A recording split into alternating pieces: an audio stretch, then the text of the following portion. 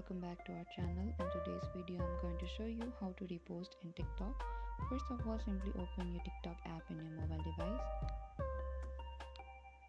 and after here what you have to do is from the video you can simply repost by tapping on the bottom option that is share,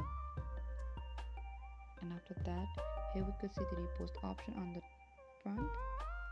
Tap on that option and tap on the OK option.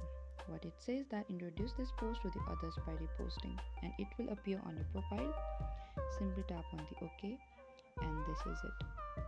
You can also check on your profile.